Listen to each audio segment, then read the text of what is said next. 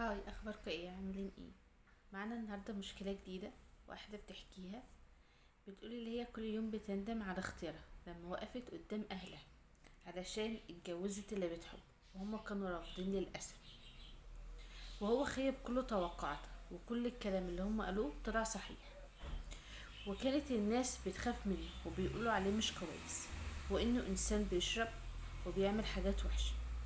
بس انا لما قربت منه واتعرفت عليه، كل ده كان كده.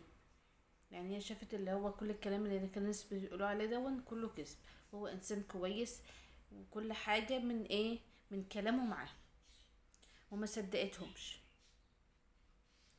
بس بصراحة فضلت معاه سنة، وما كانش في السنة دي كان احسن حاجة. بس برضو ما كانش نفس الكلام اللي الناس كانوا بيقولوا عليه، وكنت بشوف منه الحلو والوحش. لحد ما حصل وتقدم لي، وبابا كان رفضه وكل اهلي، ومفيش اي حد تقبله خالص. ووقفت قصادهم واتجوزته.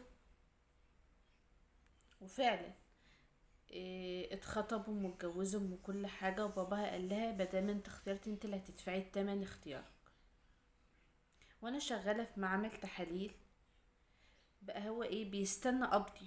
يعني هو بعد ما اتجوزهم وكل حاجة، بقى الوقت لما هي بتيجي تقبض في اول الشهر يتصل بيها ويقول لها حولي لي الفلوس. وطلبت منه بعد عمايله وتصرفاته دي، طلبت منه الطلاق اكتر من مرة.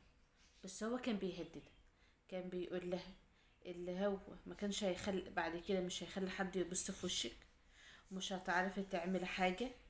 وكانت بتصبر وتستحمل، وكانت خايفة احسن تقول لأهلها عشان يشمتوا فيها. فهي بتقول اللي هي ايه، عاوزة حل. بصي، هو مفيش اهل بيشمتوا في ولادهم مهما كان غلطهم. بالعكس، هما بيقفوا جنبهم وبينصحوهم اكتر وبيفضلوا جنبهم دايما. فانا نصيحتي ليكي اللي انت المفروض تعرفي اهلك كل اللي بيحصل، وكمان سجلي له كل الكلام اللي هو بيقوله، واعملي له محضر و...